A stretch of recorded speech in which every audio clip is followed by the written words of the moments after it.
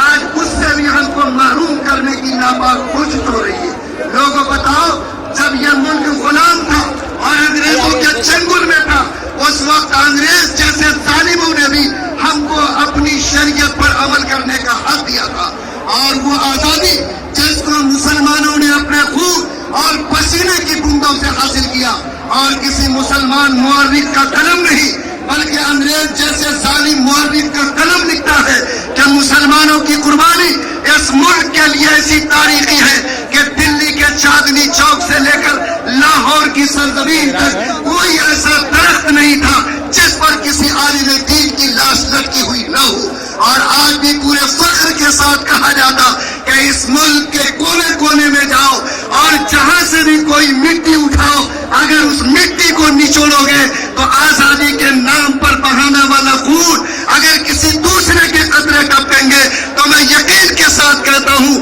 کہ کسی نہ کسی مسلمان کے خون کا قطرہ اس سے ضرور ٹپکے گا۔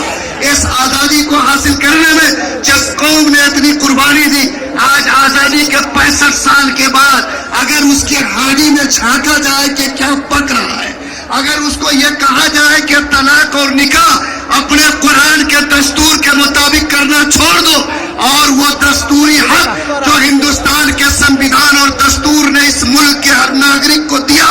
اگر مسلمانوں کو اس سے محروم کرنے اور اس حق کو چھیننے کی بات کہی جاتی تو بولو یہ سراسر ظلم اور ناانصافی ہے یا نہیں ہے؟ آپ ان کو سمجھا دیجئے، اور آج کا یہ اجتماع ان کو سمجھا دے گا کہ کان کھول کر سنو، جس طرح مچھلی بغیر پانی کے زندہ نہیں رہ سکتی،